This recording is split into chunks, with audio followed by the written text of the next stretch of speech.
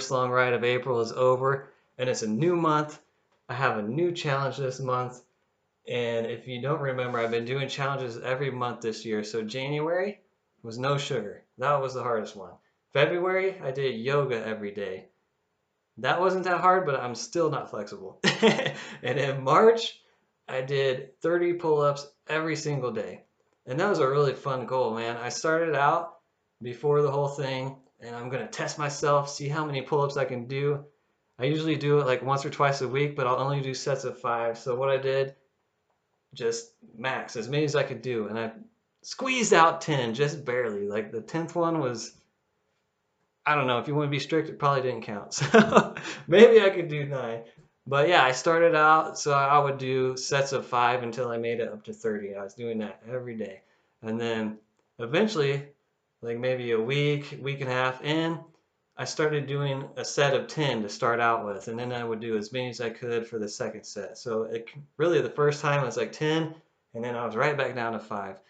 But as time went on, I would do 10 for my first set, and maybe I could do 8 on the next one. And then eventually I could do 10 and then 8 and then another set of 8. So I was getting stronger as the month went on, and that was kept me motivated. So eventually I could do 3 sets of 10, and that was really, I mean, for a weak guy like me, no upper body strength at all, I was pretty impressed with that to make that much progress in less than a month. So after the month was over, I took a few days rest because really the way I was doing it wasn't all that smart because I didn't give myself time to recover, but that's part of the challenge. But anyway, I took a few days rest, did another test to see how many I could do in a row, and I made it up to 15. So I went from 10, barely, to 15. And that's a pretty good improvement. Like I said, only in a month's time. It's hard to like I've been riding my bike for so long that to make even a tiny bit of improvement is hard to do. But when you do something new, you can make so much more improvement at the beginning, and it's just I don't know, that period of life is fun, and I miss that I can't do that on the bike anymore. Like I remember that time when I first started, and every ride is like you felt stronger and faster. But anyway, um, pull-ups, I never really enjoyed them, and that's part of the reason I did the challenge was I kind of hate them, and I'm not really good at it.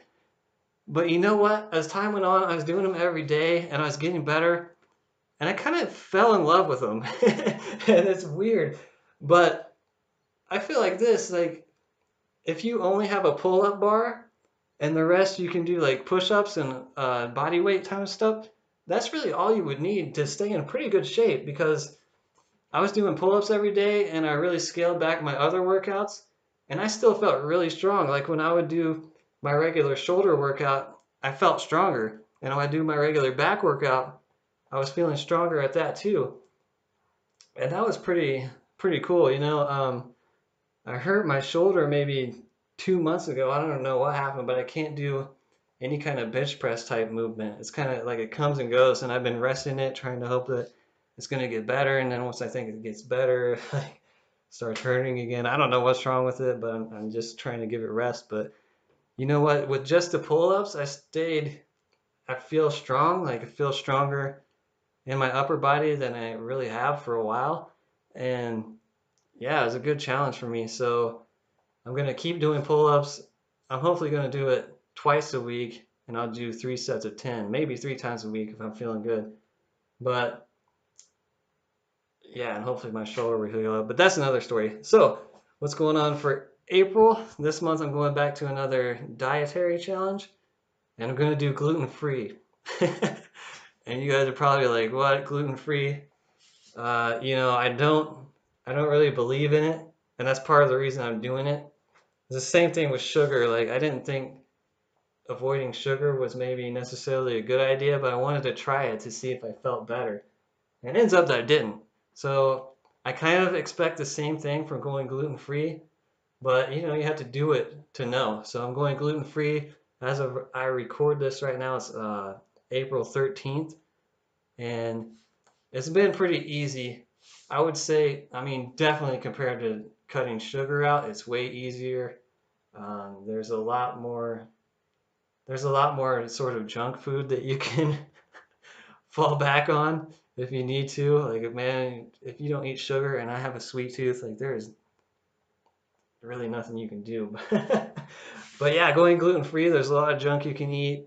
It's really easy to find stuff on labels. Like gluten free is a big deal, and there's a lot of stuff that's labeled. It's just easy to do. It's way easier actually than finding vegan food. But anyway, so another thing I want to do this month is I want to do a 5 mile run.